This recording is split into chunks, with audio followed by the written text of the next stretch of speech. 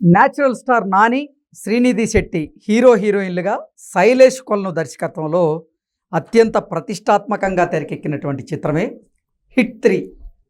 ఈ హిట్ 3 చిత్రం ఈరోజు విడుదలైనటువంటి సందర్భంగా సినిమా ఎలా ఉంది, ఈ సినిమా హిట్టా ఫట్టా, అసలు రివ్యూ ఏంటి అనేది మనం విశ్లేషణ చేసుకుందాం. ప్రస్తుతం మనతో పాటు ఉన్నారు ప్రముఖ సినీ క్రిటిక్ దాసరి విజ్ఞాన్ గారితో మాట్లాడదాం. విజ్ఞాన్ గారు, హాయ్ అండి. నమస్తే. హిట్ 3 ఈరోజు ప్రేక్షకుల ముందుకు వచ్చింది. ఏంటి సినిమా ఎలా ఉంది, అసలు కథ ఏంటి, కథనం ఎలా ఉంది, ఓవరాల్గా రివ్యూ రేటింగ్ ఏంటి?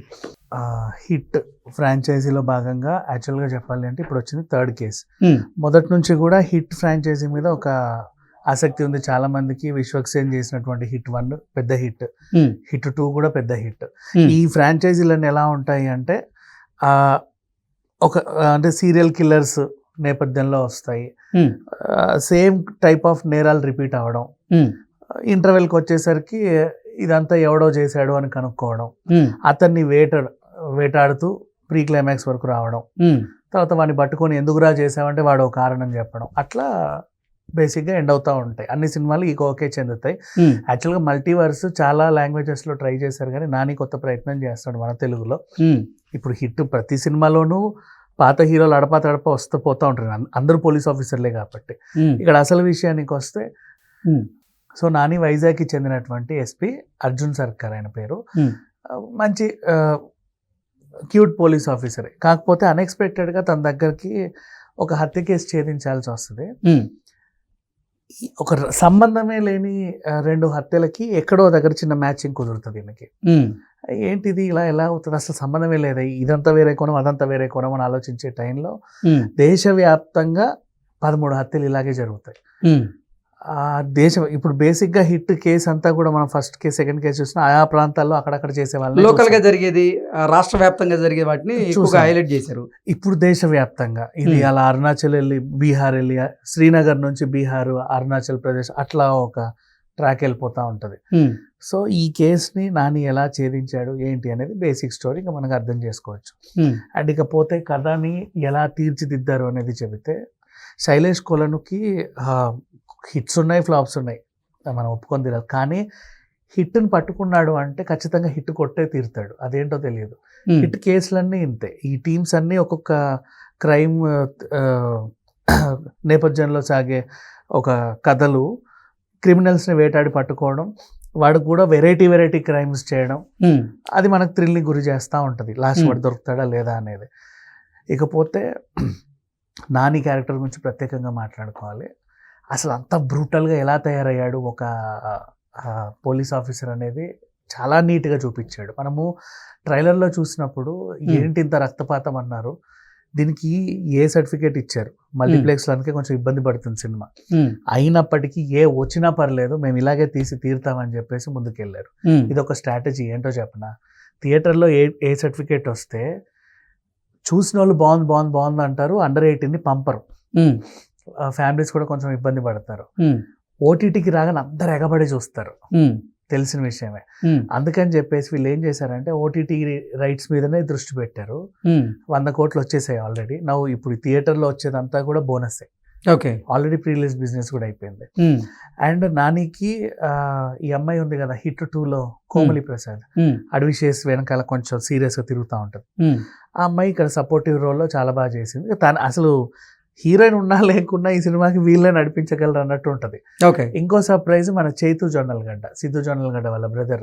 ఆ అబ్బాయి కూడా అసలు చాలా సెటిల్డ్ పర్ఫార్మెన్స్ ఇచ్చాడు. ఇంకా మిగతా క్యారెక్టర్స్ అందరూ కూడా యాజ్ యూజువల్గా రావు రమేష్ గారు వీళ్ళందరూ మనకు తెలిసిన నటులు, సముద్రకని గారు అయినా సరే వాళ్ళ రోల్స్లో బాగానే చేశారు.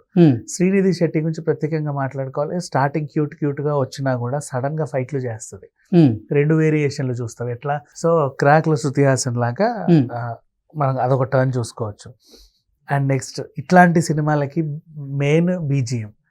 క్రైమ్ థ్రిల్లర్స్ అన్నిటిని ముందుకు నడిపించాలి అంటే అసలు బీజిఎంఏ ప్రధాన పాత్ర పోషిస్తూ ఉంటుంది మనకు ఇంటెన్స్ క్రియేట్ చేయడానికి.